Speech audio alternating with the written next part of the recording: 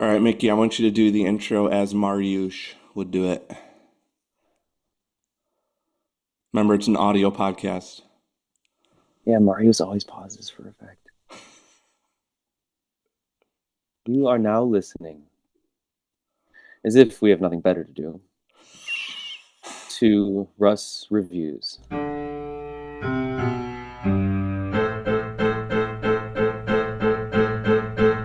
Hello, everyone. Welcome back to another episode of Russ Reviews. I am the aforementioned Russ, and I'm starting the timer, Mickey, because you are a stickler for the time of this. Let's go, Why let's are go, you let's go, let's go, laughing? let's go. Let's Why, go. why are you laughing? Go, let's go. We got 1 hour. I gotta go. Mickey, welcome back. This is volume 3 of our journey through Les Misérables, Victor Hugo's seminal novel. Man, it's been quite the journey. We just finished volume 3, who's named for Marius. How you doing, Mickey? Good to see you. I'm good. I'm good. I'm glad to be back. It's crazy that it's only been 3 volumes. I feel like I've lived a lifetime with this book. Yeah, And we're only just past the halfway point. we've read 706 pages so Mhm. far in my Hand, text hand in hand, in unison. in unison. We didn't And mention that in the previous episodes, but that's how we read this book. We yeah, always sit together, hold hands, and read it out loud at the same time. Mickey, I'm battling a little bit of a cold, but I feel like this is how Marius would want me to do it. A bit mired, a bit Mm. hoveled, a bit downtrodden, a tad bit miserable. Yeah, Marius never turned away from a challenge. He doesn't do things because they're easy. He does them because they're hard. And we're going to be talking about him. I did want to give one quick update on the podcast, though. Mickey, I just published my professional wrestling episode, and we're going to drop this Les Mis one pretty quick thereafter. I'm happy to announce that we have hit 75 followers. Fantastic. Woohoo! Congratulations. That's wonderful. Hello, all 75 of you. Yeah. Welcome. Now, I don't know who's listening out of those 75, but I know they're getting notified that new things are happening. But what I've learned from my friends is that people listen to the ones they want to listen to and they skip the ones they don't want to listen to. Yes. Um, That's free will, baby. but yeah, Mickey, I want to say thanks to you for being so supportive. You are episode 1, and yeah, I wouldn't be doing this without your criticisms and your encouragements, which I Well, need you're both. welcome. I need both, so thank you. Thank you very much for having me. But man, if I had a dime for every podcast that drops a WWE and Les Mis recap episode back to back, I would be a wealthy man. Hey, could we shout out Al? Oh yeah, Al. Al, what's Al, up? Al, if you're listening, thank you.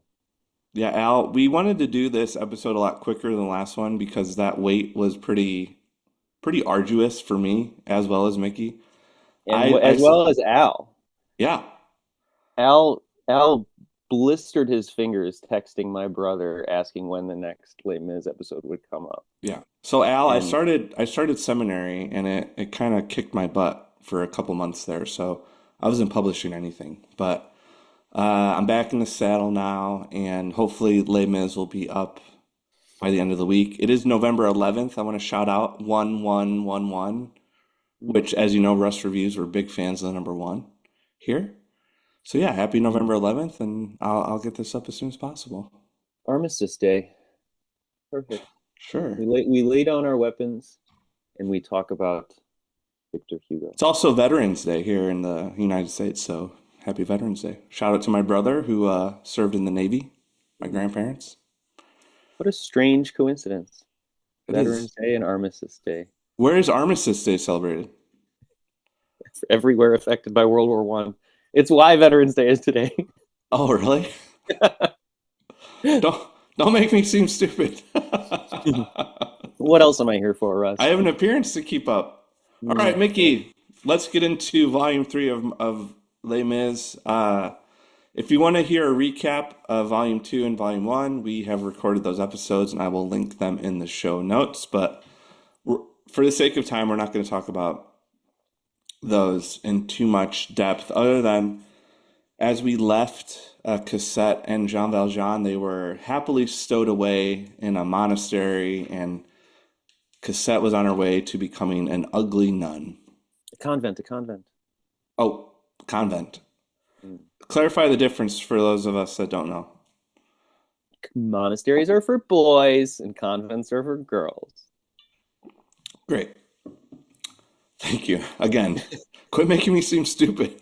All right, Mickey, a tradition that our fans like Al have come to come to not only expect but love is everyone's favorite game, which we're going to start the episode off with. Hmm. Name Name that that miserable. miserable. Okay, round one. Wait, so explain the shtick for first-time listeners. Of course. So I choose a quote from Uh-huh. somewhere in the volume that we are discussing today, and you need to name the speaker or writer of that quote, Okay. the person who originated that quote. And I've got a good one for you. It's the only one I've got, and it is as follows. Are you ready? Yeah. Okay. Benevolent sir, if you will be so good as to accompany my daughter, you will be the witness of a shattered life, and I will show you my certificates. This letter in itself will, I know, cause your generous spirit to be inspired with a sense of lively benevolence. For the truly philosophical are always a prey to strong emotions. Hmm.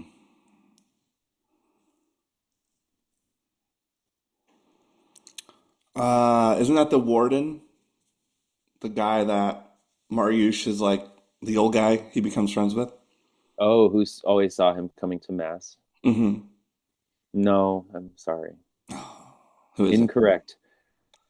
In a nod to your last name that miserable, I will even read the signature. Your most humble, truly magnanimous sir, your most humble and obedient servant, P. Fabantou, artist of the drama. Oh, that's Thénardier. Yes, Forging a letter. exactly. Sneaky Thénardier. That Man, that uh that salutation, or no, not salutation. What would you call it when it's at the end? sign Uh, off? I don't know. there's a word for it. That reminded me of Hamilton. Mm. They have a song with that line, but all right, I'm gonna do one for you. Oh, okay. Silence in the presence of Jean-Jacques. I admire that man. He denied his own children, that may be, but he adopted the people.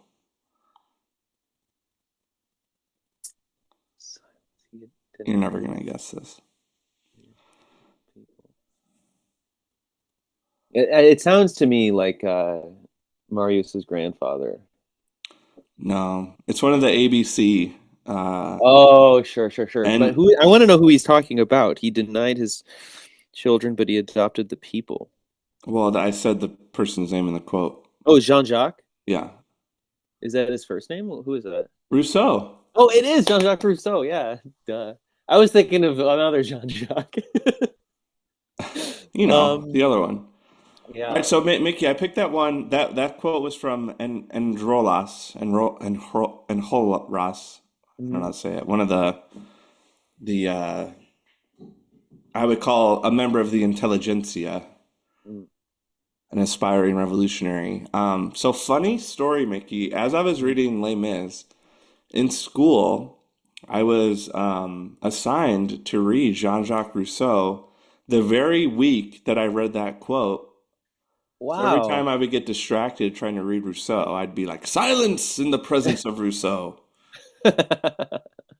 Um, but I'll save that for the book where he comes up. But I learned some interesting things about Rousseau.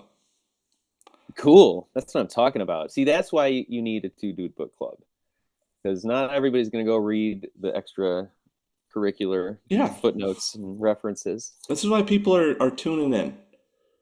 That's right. Speaking of boring stuff, though, let's start with Mm. book one. Mm. Paris studied in its atom. Oh, I liked book one. He did. Yeah. All right. I thought the description of like the guillotine and how it's like kind of needed by every city. It's just pretty hardcore. It felt like a metal band would have a field day with book one of Marius. Okay. Um, Well, maybe I was a little distracted, or I maybe I just didn't fully appreciate what he was trying to get at. But can you explain to me what a gammon is? Because you bring this up that the gammon, well, you reference Hugo that says the gammon is the spirit of Paris. Yes, the gamin is respectful, sardonic, and insolent. He has bad teeth because he is underfed, and fine eyes because he has sharp wits. Hmm. Yes, he fights What? with both hands and feet. He may grow in any direction. He plays in the gutter and rises above it in revolt, his audacity unchecked by musket fire. Yes, the gamin, probably pronounced gamin, if I had to guess, is the street urchin of Paris. Oh, The child to adolescent who is just running amok in the streets. The gamin stands for Paris, and Paris stands for the world. Victor Hugo loves street urchins. interesting. Okay. Yes. Now To sum that's, up, I feel like that's something in at least in the areas I live, I don't see many street urchins anymore. mm. No, yeah, same, same. I feel like street urchins just like kind of running around, making ends meet however they can. Don't go to school, just kind of hang out. Yeah, I guess the street urchin went away with compulsory schooling, Yeah. is my guess. No, but I would say, as I've traveled out of the country, things like that, and more, I would say like less privileged areas, you do see it still in the globe. It's just something that I don't know the word, but we're not exposed to as much in Western society, which is I would imagine both a good and a bad thing. The goal would probably be for the whole world to be free of the gamen, right? Or free to be gammon. Oh, like the Lost Boys of Peter Pan. Yeah, or even adults. We all need to be in touch with our inner street urchin. To what extent, though? Are we pickpocketing? Are we Oh, just pushing back against stupid authority and okay? just having a laugh, going to the theater and then going outside and making fun of the theater. Yeah. Yeah, I love that quote. He is not easily astonished. He is still less easily terrified. He makes songs on superstitions. He takes the wind out of exaggerations. He thrusts out his tongue at ghosts. Little tough guy. Yeah, little scamp. So you're kind It's of a, you're kind of made to think of like Oliver Twist or something like that. yeah, I guess so. Yeah. Just someone who's quick on his feet and just makes it work.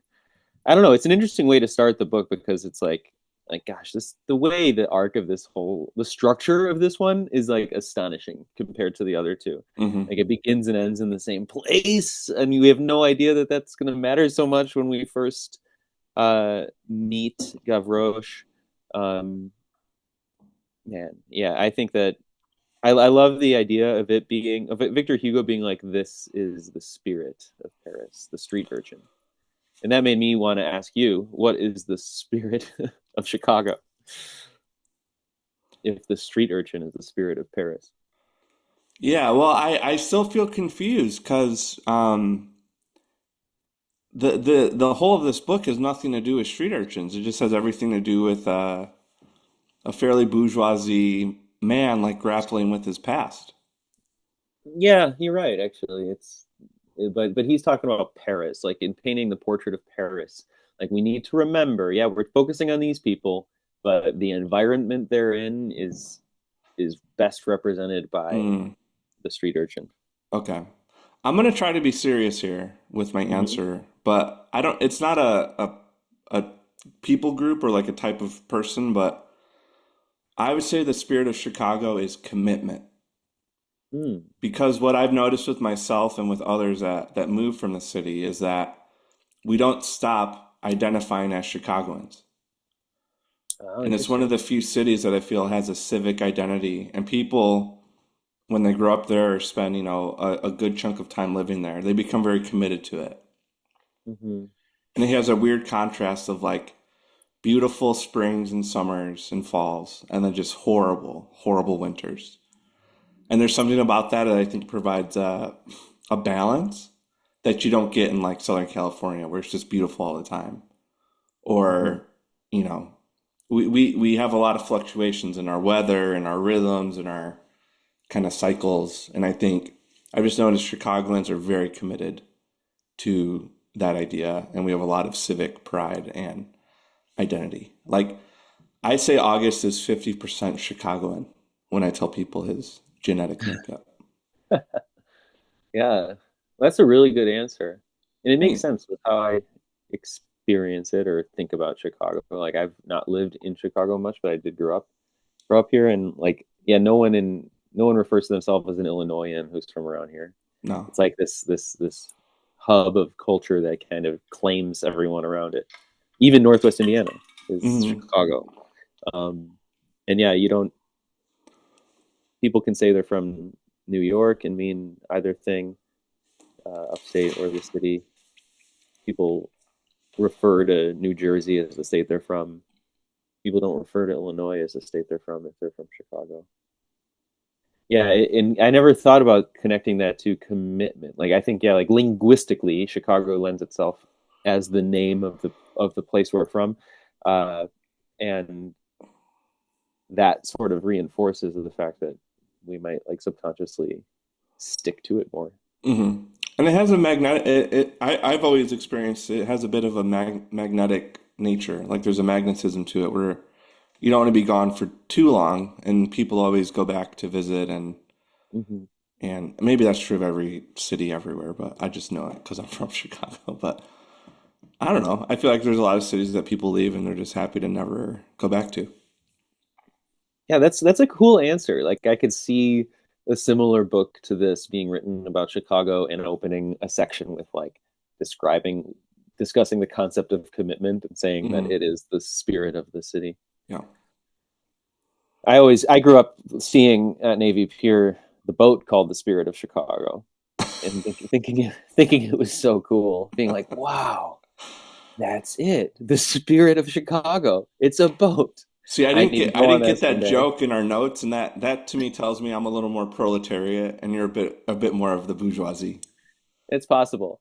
I never went on that boat. I just saw it and longed to be have a You part of stared that long life. and you probably are the most proletariat person to come out of Park Ridge, I would argue. I will wear that as a badge of honor. All right, but Mickey, Um, I'm thinking about this now. If you could clarify for me, so at the end of book one, it says, "Why was he called Little Gavroche? Probably because his father's name was Jondrette." Um, who are the Jondrettes? um, well, we don't know at this point of the book, but by the end of this tome, we it is very clear who they are. Oh, he's one of their kids. Yeah. Oh Yeah, my he's the gosh. neglected baby. He's the baby that at the inn were taking care of and ignoring. Oh, okay. Is, Mind isn't it? blown. Yeah, it's incredible. Oh, okay. Okay, And I we did open this. not. Yeah, I had to go back and reread this chapter after finishing the tome because it's like, wait, Gavroche all along was Thénardier's son? Like Okay. that is just an epic twist. Okay. And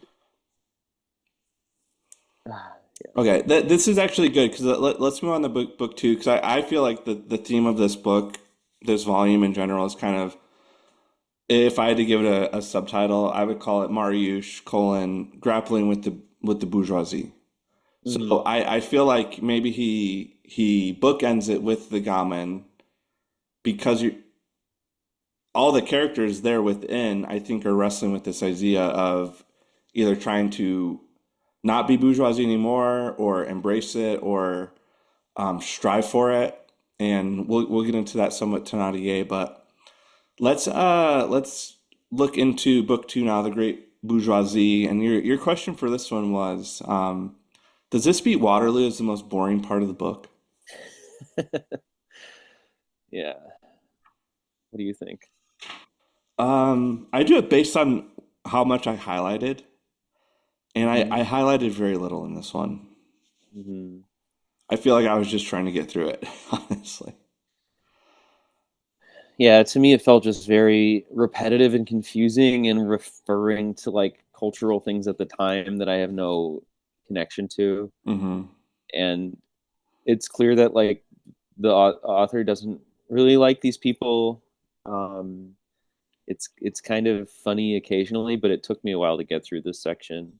We're just it's basically just painting a portrait of who Monsieur Gillenormand was, and like he's just a rich guy who's happy being rich, who Hmm. hates revolution and change. He's like an adulterer and is just like a lover of life, and he's like one of these guys that kind of lived like a selfish life, but managed to just be get lucky all the time, Hmm. and I think that maybe there's a connection to be drawn between like the entitlement. I think it's like he's a man with a lot of entitlement, Yeah. and anything that threatens that is something that like infuriates him. Yeah. And like in movies or TV shows, they'll have the establishing shot before they enter an interior, like for a Yeah, scene. That's sure. what book two kind of felt to me, was just kind of a brief establishing shot to set us up for this kind of conflict between a grandfather and a grandson. Hmm. And that's when we finally meet two of the main characters of this section. Could you say that last name again? I cannot pronounce that for the life of me. Um, Gilles Normand. So yeah, We can say Guy Normand. Yeah. we meet Monsieur Guy Normand and the name of the chapter himself, Marius, his Hmm. grandson. Looking back right now, I'm realizing that this intro to who Monsieur Guy Normand is, the book called The Grand Bourgeois, that's not what I was like. This that is too short to be called the most boring chapter of the book, um, or the section of the book. There is a section later where we are like sitting in like the salon with Guy Normand and learning about the women who meet together, and they're talking about like what it means to be a royalist or something else, and that to me was the most boring part of the book. Oh, really? I thought that was most interesting because, as you know, I'm struggling with thinking I might be a royalist. Yeah. And I keep going back and trying to put myself in Paris in that season. And would I have been a Bonapartist or would I have been a revolutionary? And I don't know. I think part of me might have not had the stomach for revolution, similar to Jean-Jacques Rousseau. Hmm. Yeah, I mean, I think that the alternative wasn't very good. Like Bonapartist as the alternative to royalist is just silly in my mind, and I need to learn more. Well, wouldn't a Bonapartist been a royalist? No, no, they're the opposites. But Bonaparte deposed the Bourbon throne. Like he like no, the revolution deposed the Bourbon king, and then Napoleon rose up, and people thought that he was like the he was they were basically like still the values of royalists, like we want an emperor leader, but just not the Bourbons. okay, because I guess there were three kind of views: the royalists, the Bonapartists, and then the revolutionaries, who would have wanted more of a kind of a democratic approach. Yeah, yeah, yeah. But what's interesting is that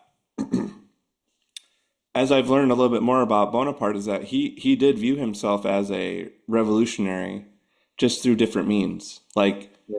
that revolution could be rolled up into one ruling entity as long as that ruler was benevolent, and Mm-hmm. represented the will of the people. That was his whole idea, was he was representing the will of the people just as a individual, not necessarily democratically elected. Mm-hmm. Um, okay, so I wouldn't have been a royalist, but I do see the appeal of change is hard. I don't want stuff to change. I like what I grew up with. And Yeah. it was cool to see Marius kind of wrestling with this question and then being like the key conflict in their relationship is that the grandfather basically lied to him his whole life. Yeah. And that leads to this important moment where he basically kicks him out and wants to. This kind of launches us into Marius's story. Hmm. And do you want to bring up that question on the money? Oh, yeah. How so in this chapter, Marius stands to inherit a ton of money. He stands to be as Right. wealthy as they come, as long as he never comes in contact with his father, um, who was a Bonapartist. Right. So the grandfather disowned his daughter basically by because she married an officer in Napoleon's army, and he thought he was just like a miserable rat. And so when they had a child, Marius, the mom died, and uh, the grandfather took the child in as and raised him, Okay. and agreed to give him his inheritance as long as the father did not intervene with his child's life. Mm, Um, and so, yeah, it's a very like terrible bargain being made here. And the father, Marius's father, loved Marius, obviously, and spent his life trying to ensure that Marius has a good future, which meant never speaking to him. mhm. Um, Yeah, and this part of the book was kind of there. There was a fun little cat and mouse element to it where uh, Guillermo Norman was trying to figure out what Marius was hiding as he was kind of learning more and more and more about his past, yeah. and I did enjoy that quite a bit. I do have a hot take for you though. I think it would have been more honoring to his father to take the money Hmm. because his father made that Wow. sacrifice in order for him to have money. Interesting. Yeah. But he Yeah. I don't think instead, he didn't quite understand that. He didn't know that that was the deal. right, like his dad missed out on his son so that he could have a better life. And then when push comes to shove and Marius is presented with this like amazing allowance basically. Yeah. Because I'm always of the mind like I want people with integrity to have more money so they can have a bigger impact in the world. Sure. And maybe that's a false equivalency, but I would have taken the money and never talked to that man again because it seemed like he wasn't going to know if he talked to his dad or not. And then his dad passed away, and it's like they were still sending it to him. Just take the money and do good with it. Like take. Mhm.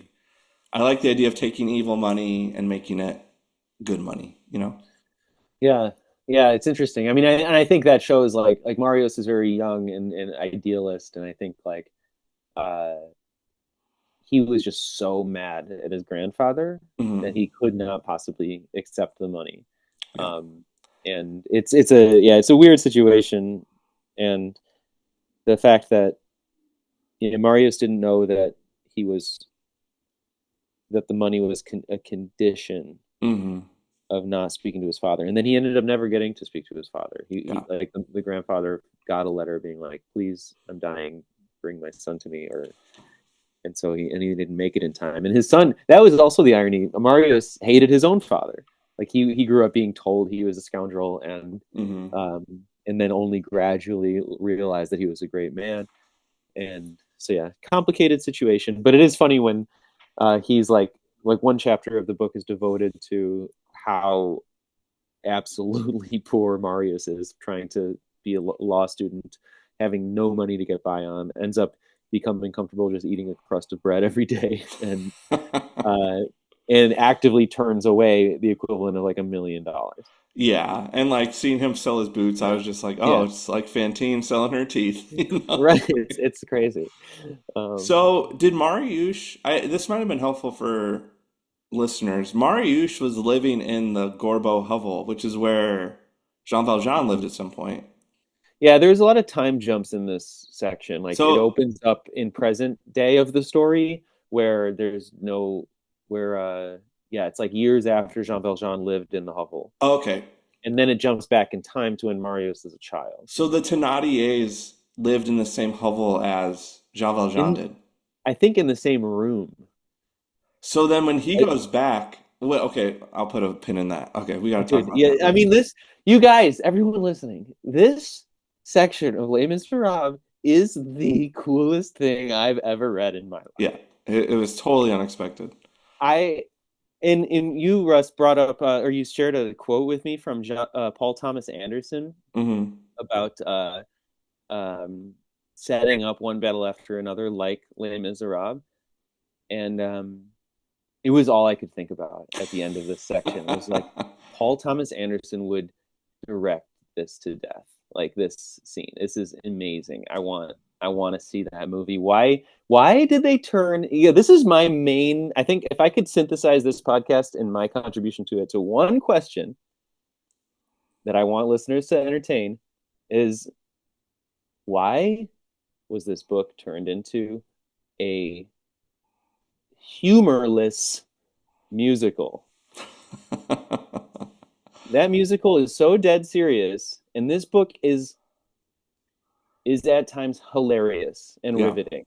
And why did they sacrifice that? Do you think just a few songs will make up for the loss of humor? Like, no, this book is so much better than the musical, which is itself a masterpiece.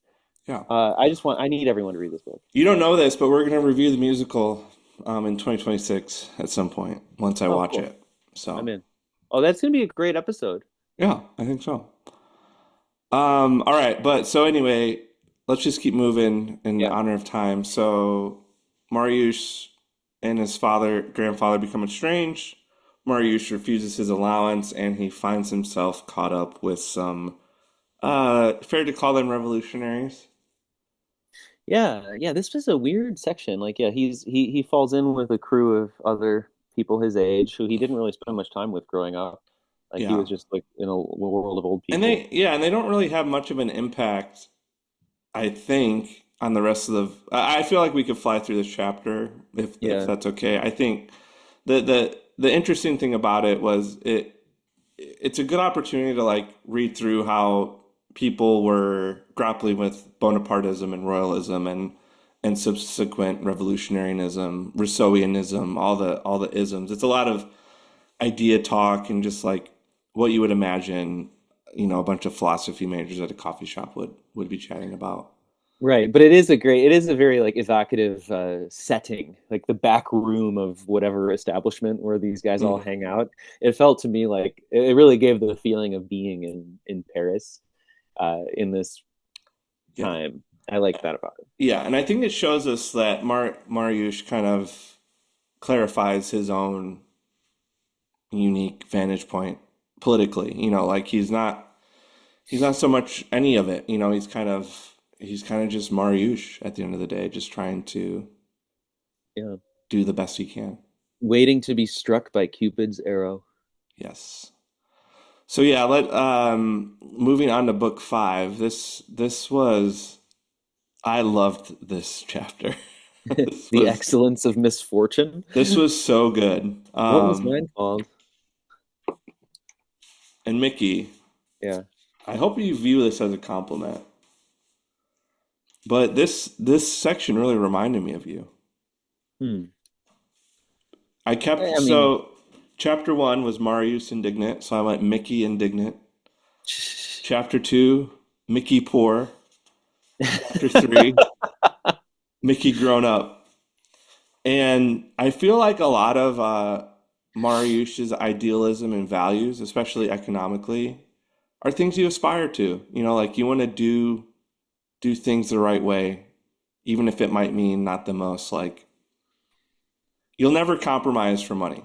And I admire that about you. And I feel like that's what Marius is all about. wow, that's really cool to hear you say. Do you agree though, or do you love money and you just don't tell me? I like a little bit of money here and there. um, you know what I really want is I want a father-in-law like Jean Valjean. Bro, for real. I mean, assuming Monsieur Blanc is Jean Valjean, I don't know. That hasn't been It's not clear. could be one. They're constantly introducing Jean Valjean under different names, Yeah. and it's like, are we not supposed to know it's him? This was No, just so I do take that as a compliment. I think that's cool. I think that I'm lucky to not have I'm lucky to not have had as narcissistic a grandfather as Marius. and I'm lucky to have had a father in my life, unlike Marius. Hmm. But it would have been pretty cool to have had a father as smart about planting flowers as Marius. Hmm. I think what's interesting though is like, we have this notion of like pulling yourself up by your bootstraps, and Hmm. that's what Marius does. Right. But he self-inflicted that position onto himself. He's like, Yeah. I want to pull myself up on my bootstraps, but I got these great boots. I got to get rid of these boots, and then I can rebuy my boots by being a poor lawyer and blah blah blah. Yeah. Um, but I guess for you reading it, Mickey, my question is, how much did you relate to Marius? Oh, not at all. I didn't notice it being. I think that I'm also like a little bit, I think, negatively impacted by the musical. Like Marius is kind of a wet blanket Oh, in the really? in the show. Like he doesn't seem to offer that much in my mind. Okay. And so like in the book, I like liked him discovering this passion he has. Like when he suddenly stands up and says like "Vive Napoleon" or whatever, Hmm. as he's like reading everything he can. Um, I think the one thing I would like to identify with Marius is his like curiosity, like getting answers for himself. Mm. Like I like the way he reacted to like, wait a minute, who is my father? And then like goes and actually investigates and learns the history. And he kind of delivers himself from he's grown up underneath a rock, being told that anything revolution, anything Napoleon is wrong. And Yeah. then he allows himself like that's kind of the great irony in life is like inquisitiveness and like in learning is valued by all people, and then inquisitiveness and learning will be the undoing of certain worldviews, Yeah. even those that value inquisitiveness and learning. And I love this scene of him being like, well, I guess I'll go learn about this for myself. And then like it turns out the truth doesn't allow him to continue a relationship with his grandfather. Mm. Yeah, and I'm just noticing now that maybe that's why the Friends of the ABC is in there is because he's being told that having a Bonapartist father is bad from both ends of a political spectrum. Like Mm-hmm. the royalists are belittling him, the revolutionaries are belittling him, and he has to grapple with his own views on what does it mean that my father was part of this army and in some ways was a very, valiant soldier. Yeah, absolutely. And he was rewarded for it in that system. Like that's the thing. Like it seems like no matter what, his father was a noble man, and Hmm. he was caught up in a noble undertaking that eventually got poisoned. Mm. And I think that maybe that's part of the point that Victor Hugo is trying to make. Like we're all in these different circumstances. All we can control is whether we are honorable. Yeah. And maybe history will show that being honorable to this certain cause ended up not being productive or was Hmm. damaging. Um, but honor has to, yeah, I don't know. It's just he's just making this amazing conversation around it. Yeah. And I've been intentionally not reading about Hugo's political positions. And I Yeah. just have been enjoying guessing. Hmm. And I'm not totally sure, but I'll be excited to deep dive into the biography of my Yeah. book has one. I'm just like avoiding it. So, Oh, cool. all right, let's just real quick. I want you to put this on your tombstone, chapter 5. Poverty, a good neighbor for misery. All right, let's move on though. So Marius removes his boots and then pulls himself up by his bootstraps, and it's kind of a absent-minded lawyer, can't, but he's hot. He's like a really good-looking. That's the best kind of hot is like when you don't know you're hot and you're just like so lost in your work. Maybe another way you're like Marius, you're just like so attractive you don't even know it. I wish. Um, Okay, we get into book 6. It's called The Conjunction of Two Stars. Mm. Mickey, how steamy was this section for you? Honestly, a little boring. I think that I liked it. I thought it was funny how the lengths Hugo goes to prevent us from thinking that this is Cosette. Um, it clearly was right away. And I thought it was hilarious. Like this guy, like not daring to get within 40 meters of this woman he's in love with. And it started with him just trying to be a gentleman, and it's just ridiculous. It's like it's a hilarious like It's love like story. it's legit hijinks. Like the Yeah, part when he finds the handkerchief, yeah, makes up a name, yeah. and then it's And I, actually is Jean Valjean's handkerchief. He's sleeping with Jean Valjean's yeah. boogers and sweat. I literally was lolling, like laughing out loud, reading Les Mis. Like I was like, what has my life come to Yeah. that this is the things I find humor in? Right. Well, that's the thing. That's the greatest secret is that this book is hilarious. We keep saying it, and I will continue saying it. The thing that this section most reminded me of was Miss Pac-Man. Like Okay. those like interstitial animations, they meet, and it's just like them chasing Dun, each dun, dun, other. dun, dun, dun, dun, dun. Yeah. That's so funny. And Well, like don't you? I'm picturing like the Pac-Man Jean Valjean and the Miss Pac-Man and Marius is Pac-Man. Oh man. I don't think this is uncommon, and maybe I'm weird, but has this happened to you where you fall in love with a stranger and then just create a whole narrative Oh, around definitely. their backstory and then what your life is going to be like together? Yeah, and how to present myself so that the next time that she happens to see me, I maybe catch her eye in a certain way, or I'm reading the right book that she wants to talk Okay. about. So that's Yeah, not because this has happened to me in my life where like I've had a massive crush on someone I didn't know, but I would see them all the time and just be like, maybe that will be my beautiful bride one day. yeah, no, absolutely. And then I put on the one jacket I own that isn't torn, and I wear it every single day, hoping that she doesn't notice. Uh, But ironically, doesn't he kind of low key become a stalker? oh, absolutely. Yeah, he's completely a stalker. And then he like being a stalker is what ended up making him able to save the day, but he can't admit that he was a stalker in order to How do yeah, you know where I live, kind sir? Well, it's complicated. yeah. I just love the name he made up for her, and I just could not Is stop it Ursula? laughing. Yeah, Ursule. Ursula.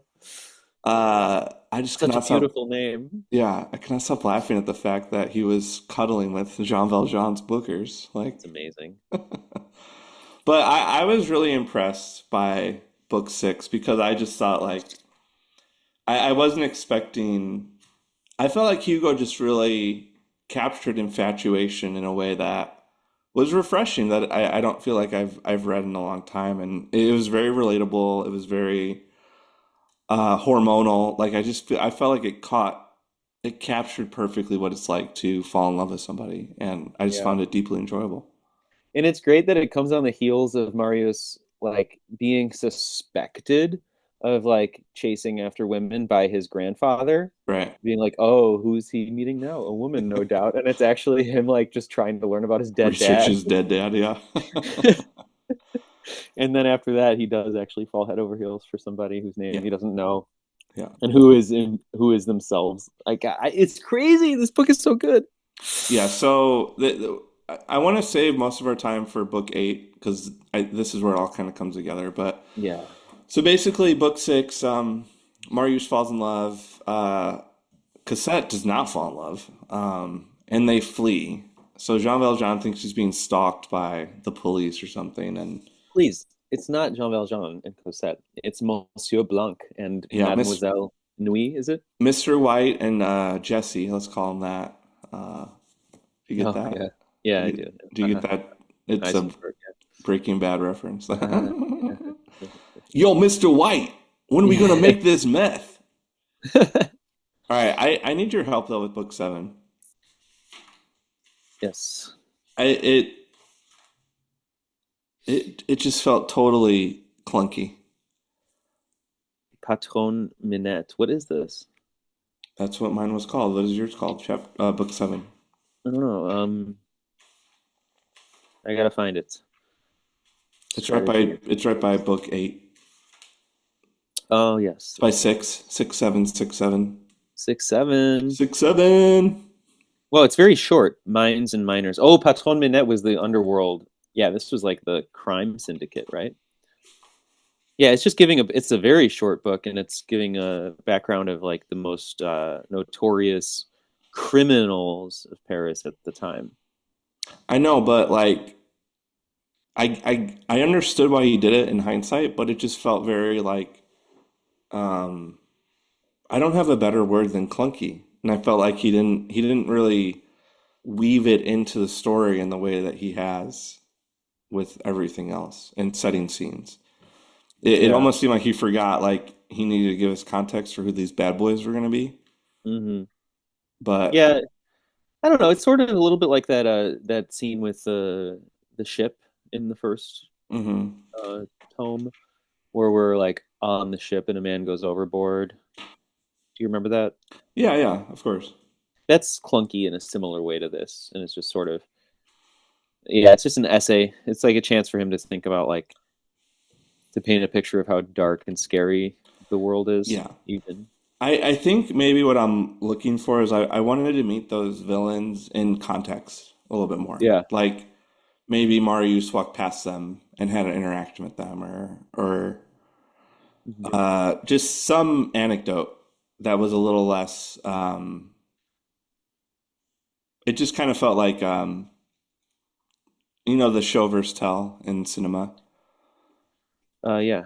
It felt like telling and I wanted to be showed a little bit more. Maybe is Sure. what I was feeling, but Yeah, it's good. I mean, if it's his worst book, it's easily his shortest. So it's great. yeah, and it does provide some good context for book 8, Yeah. which is just a beautiful tying together of all these threads. So we've had Mm, the underbelly. We've been wondering about where um, we get brief mentions of the Thénardiers because of Marius's father has a connection to that last name, and you're just like, as a reader, I was like, I cannot imagine anyone thinking of the Thénardiers as a noble family worth helping. right. It turns out that at the very end of the Waterloo book, when we find out that the disgusting scavenger stealing valuables from dead bodies is Thénardier, it turns out that the guy who he stole the ring from and inadvertently woke up was the father of Marius, who um, Amazing. who mistakenly thought his life was saved by Thénardier. He was unconscious, and in the act of getting stolen from, he wakes up and is like, "You saved my life." And Thénardier goes like, "Yep." I sure did. And as a result, Marius's dad lives the rest of his life believing that Thénardier is a hero who he's indebted to. Right. And he basically like unintentionally instills this vow onto Marius's life that if he were to ever run into the Thénardiers, to do good by them at all costs. Yeah, And and yeah, that whole thing, I was just like, oh, Marius, I wish I could tell you the truth about yeah, that guy. He's not a good person, man. right. Marius learns in, in an emotional storm that his father was a good man and that his father's only wish is that if Marius ever meets a man by the name of Thénardier, he treats him with all generosity and Hmm. kindness. Yeah. So Marius carries this quest from then on to find. First of all, he can't find Thénardier. He tries to find him, and then he just knows if I ever meet him, I will help him. Yeah. So, uh, Mr. White and Jesse, what was Jesse's last name in Breaking Bad? Pinkman. So Mr. White and Pinkman, they flee, or Pink Girl, they flee because they think they're being followed by the some unsavory person. It's just a love-struck stalker. Yeah. And Mariusz is like inconsolable Mm. that he lost his chance to be with Ursule. And that's kind of how we transition into book 8, where we meet some of Mariusz's neighbors who I don't know the best way to describe them. A fun-loving family of forgers. they're This, just hustling to get by. yeah, this family is the first time in my translation of the book the phrase "Les Misérables" is used. It's Yes. italicized. It's like, Yeah. oh, this family is Les Misérables. Yeah. Yeah. What did you make of that? I really felt like that hit me because I've Mm. always been under the understanding that Jean Valjean was the miserable, Well, I think yeah, I kind of assumed that too. I but think maybe that not. Maybe it's the Thénardiers and the Javers of the world. not the Javert. He defines it. They are les misérables, the outcasts, the underdogs. So for sure, Jean Valjean is that. Um, Javert maybe is also an outcast in some way. He's But outcast for his thirst for justice maybe in the end, Russ, we are all les misérables. in Um, our own way. yeah, but Marius, yeah, inadvertently finds out who his neighbors are, who he's been living next to for a year or something like that, when he picks up a letter in the street that was written to ask somebody for money, Hmm. and then the next day he discovers that the letter um, was it belonged to his neighbor who had written it and had sent his daughters to deliver the letter to somebody to just basically get some cash. And it's unclear that these letters are dishonest, but then we find out that they were all written by the same person and from Yeah. So we meet again the Jondrette family, who we had brief mention of in book one with Garvoche, or however you say that guy's name, Gary, Mhm. Gary Jondrette, and yeah, this is a spoiler podcast, but I'm curious, when did you connect the dot that this was the Thénardiers? Pretty early. I texted my brother about it. I was like, "That's got to be the Thénardiers." Okay, And then what gave it away to you? um, it might have been the description of the wife just being bigger than him.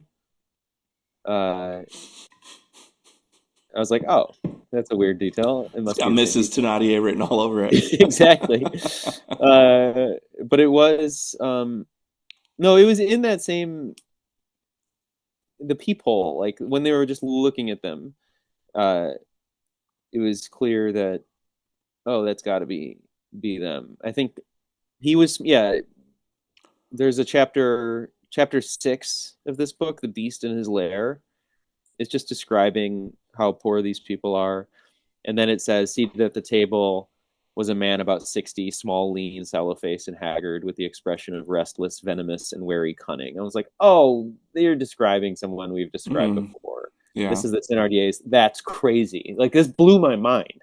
I was like, wait, Marius lives next to the Thénardiers. Is he going to find out?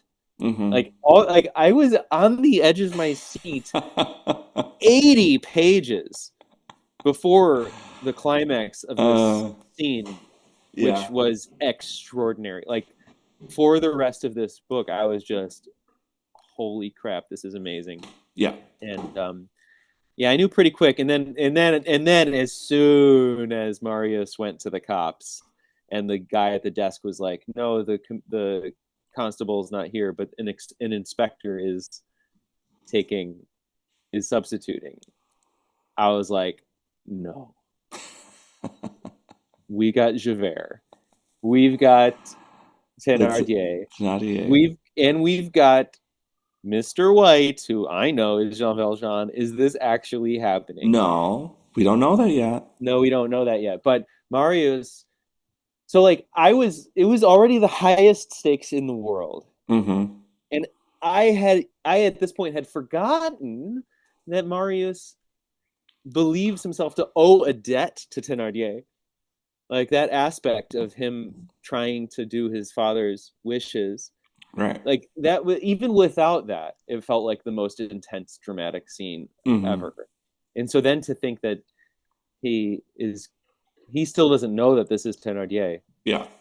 I mean, we can't, Russ, we cannot summarize this adequately. No, Like it's beautiful. It's so beautifully done, and I think what was cool about it. Oh, you can see me googling right now. uh-huh. Um, Hugo uses, in my estimation, you could accuse him of using a little Deus ex machina, right? Um, but I felt like the scheme that they make up of sending out forged letters to well-to-do people to try to get money, it felt very organic to me. Like it felt like this could be a plausible crossing of paths between the Thénardiers and Mr. White. Mm, Um, I thought it was so believable. It was so right on the nose, and it just felt like something that would happen in life of like these two families that the universe would just like pull back together through unintentional means. Like it didn't feel like the hand of God at all, or the God mm, of machine at all. I was just again, I keep saying this about Hugo, but I was just so impressed by his ability to. I thought that I didn't think we were going to hear from the Thénardiers ever again, and then just little right. by little, how he unveiled them into this story was just so fantastic. Yeah. Yeah. And how they're like we last time we met them, he was doing well with his swindle, just like running the inn, making more money than he should have. Hmm. But and now he has no money at all, and he's just as desperate, just as rotten. But now Marius is seeing him for who he is before knowing that he is Thénardier, and he sees him do terrible things. He sees him have his daughter break a window in order to injure herself, in order to seem more pathetic. More Like miserable. she's bleeding in order to break a window so that they can ask this rich guy for more money. Hmm. And Marius is seeing the reality of who this guy is, and knows that this guy is setting up Mr. White to be uh, not only ripped off. He finds out eventually that he's setting him up to be Yeah. kidnapped and killed potentially. Yeah. Did you feel any like sense of poetic justice that the Thénardiers were downtrodden? Like, did it make you happy at all? Um, yeah, yeah, definitely. It's like, well, good. I'm glad their business like failed. Failed. And now they're in this hovel, Yeah. which yeah, I think, if there's anything sort of unbelievable about this plot, it's that like they would end up in the same like apartment that well, that's what I'm Jean wondering is Valjean. like Jean Valjean going back to that hovel, maybe even part of the reason why he felt mercy or like wanting to help so Yeah, to the point of like even coming back was because it was a place that he once lived. Like he knew what it yeah, was like to be that downtrodden. yeah, Because that was a pretty big ask to say, like, hey, can you come back and bring me more money? And he's like, absolutely. Let me yeah, see what I can do. right. Um, And we know he knows, like he knows that it's Thénardier. you think he knew that at the Oh yeah, beginning? yeah. No, no, no. I think he showed up in answer to the letter, and he showed up with Cosette. Oh, you think he knows it's not he is then? No, no, no. I think when he arrived with Cosette and saw them, he was like, "Oh my God, I just brought Cosette back to their captors. This is bad." Oh, I So I thought, think, okay. I thought he didn't know till Thénardier revealed himself.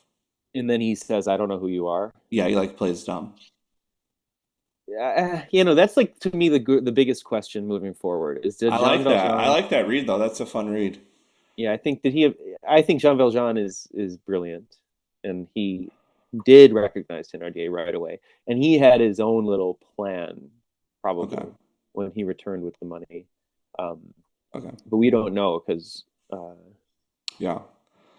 What I found so interesting though about this whole thing was like Tenati bringing it back to the bourgeoisie and like losing that status. Like he he was clinging so hard to wanting to be back in that. Like, and he couldn't realize that all the decisions he was making were undermining his aspirations to be part of the middle class. Like, yeah, but I just felt he seemed so pathetic and just like he still identified him as bourgeoisie, even though he was clearly not. Like, Yeah. you're not that when you're living in a hovel, man, and like doing schemes with forgery. Like, that's not bourgeoisie at all. Um, but just like having felt like he was part of it at one point and then lost it, just as this like driving force for him, I just found very, because you can kind of think of your class status as static, but for him, like he lost it, Yeah.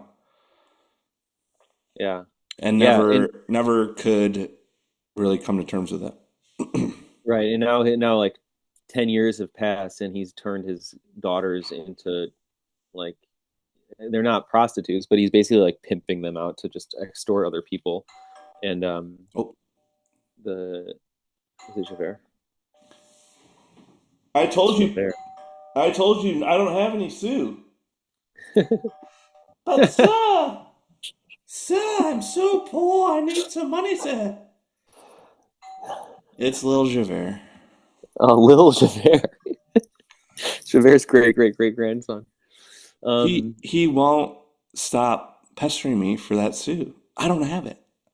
Oh, petit Javert. I think you do, sir. I see it on your foot. There's nothing around. I don't have any French money around here, dude. Please leave my house. Okay, bonsoir, au revoir. Tschüss, couscous. What a little scamp. All right, that's Russ, it, Mickey. we're out of time. I feel like we've committed a crime against this book. Like no podcast could ever do this section of this book justice. Yeah, well, I think that's kind of what we're trying to tell people is you got to read this book. You gotta read this book. You got to read it. The podcast is really just my hope for this podcast is that it gets more people reading this book. Yeah, no, same. I mean, literally, we didn't even talk about Javert, and he was like such a huge part of this scene. Um, I mean, we're talking about Thénardier is the worst of the worst. And now we've got our hero Jean Valjean about to be set up to be potentially like tortured and killed. And meanwhile, Marius has made it so that Javert could potentially witness this. All Javert doesn't know that it's Jean Valjean. Oh my god, it's just amazing. Yeah, I know it was awesome. But didn't you feel like Marius was kind of I wish he would have shot the gun. Of course, he should have shot the gun. I don't know if I want him and Cassette to be together. I feel like she needs a man of action. Yeah. Why didn't he shoot the gun? Cause he's a coward. No, but what was he worried about in that moment? I think He was Marius is worried about sending Thénardier up the river. I don't know. He's always calculating. I think he was just scared. Yeah. But Mickey, the funniest part though to me was when Javert knew all the criminals, Yeah. even though they were wearing masks. Yeah, that was hilarious. I just love this section. He goes, "Good day, Brigand. Good day, Brujon. Good day, deux milliards." Then turning to the three masked men, he said to the man with the meat axe, "Good day, Gouglemer." And to the man with the cudgel, "Good day, Babette." And to the ventriloquist, "Your health, Classico." Oh my god. Um, Yeah, I that's just, what's cool about the book before this is like we also like the book that you didn't like that was short and was Tell Don't Show. It like talked about how evil and dark this whole lair was, and then we later see Thénardier basically just like go there and recruit the people yeah. who are like truly the worst of the worst. He's like, "Oh, my people." So can you, Wait, can I um, just shout out one thing? There was this scene. There was a description of the hovel that I thought was so awesome. Uh, and ridiculous. I won't be able to find it right now, but they basically say like if ambush, if the concept of ambush had not been existed, had not existed yet, it very well could have been invented there in the darkest, furthest apartment in the longest corridor of the poorest building in the most remote cul-de-sac of the yeah, like it was like oh man they just set the scene so well for yeah. this. No, I need your help though. Mm. So, chapter 22 of book 8. this little epilogue. I didn't totally understand. So did the Thénardiers get sent to jail? And I want to call him Javert now. What's his name? Gavroche. Gavroche was like looking for his family. Is that what was happening? Yeah, we learned in the very first chapter of this book that Gavroche every once in a while goes and sees his mom. And this was one of those days, the day after all this. Gavroche showed up, Gavroche showed up to see his mom, and it's like, where is everybody? Oh, they're out and about. And yeah, it says right here, where's my father? In prison at La Force. Oh, okay. Dang You it. don't say. And my mother, she's in Saint Lazare. So they all, got sent What's away. that? What's Saint Lazare? Probably a women's prison. I don't know. Maybe a Okay. That's why I was hospital. confused. My translation does not add that. It says, "Where's my father?" And it just says at La Force. Come now, and my mother at Saint Lazare. Well, and my sisters at the Madeleines. Hmm. Okay. And Gavroche is like, oh, well, I guess I'm not seeing them today. And Yeah. he goes out. How does it put it? Mine says, and he executed a pirouette on his heel. The boy scratched his head. Then he turned on his heels, and she stood watching on Ooh, the I like mine doorstep. better. And he Yeah, that's executed a nice. pirouette. That has a That's little very fun. more. That's a little more gamin. Yeah. Oh, Okay. man. Okay, I love this now. Because when it ended, I was like, my audiobook has music and it's like, it swells to this Yeah. beautiful French theme. And I was like, what? Who's this kid that his name sounds like Javert? Yeah. Okay, that Yeah. you really helped me with that. So, Mickey, you are right. We did not do this part of the book justice, but we tried the best we can. Yeah. And I do hope people will keep reading with us if you haven't read Wait, volume three. Wait, hold Russ. on. Let me just tell people. Hold that thought. Mickey and I are going to finish tome 4, volume 4, New Year's Eve 2025. So if you want to keep reading with us, that's your next goal. New Year's Eve 2025, as the clock strikes midnight, don't go to a party. Stay home, read Les Mis. That's what everyone should be doing this New Year's Eve. Mickey, final word. Final word. This scene is not in the musical. The coolest part of this book was cut for time from the musical. That's how rich this book is. That's crazy. I was okay. I'll be honest. That's a little disappointing because I was like, I've been telling myself I cannot wait for this song. It's going to be such a cool Yeah. song. Yeah. How Yeah. how's that Dude. possible? I don't know. It's insane. It's insane.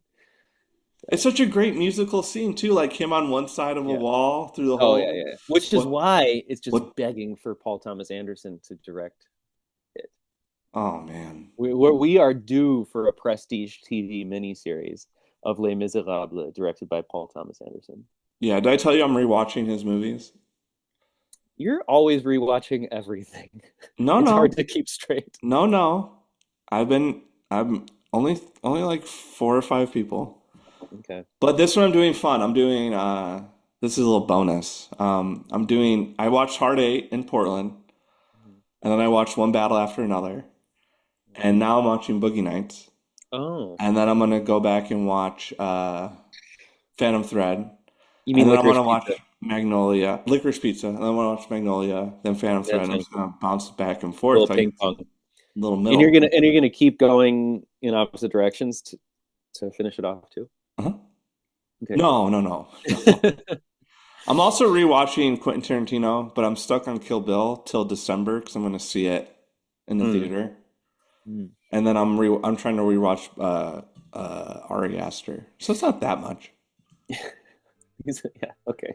Look, All if right. you don't have purpose in life, you get bored. So I just It's make true. these little projects. Yeah. Good. Good. Good. All right, Mickey, this was a Helpful. delight. Yes. I'm gonna start referring to you as my little Marius. Okay. Yeah, any last words for the Oh audience? no, I already gave my last words. Au revoir. Au revoir. See you next time.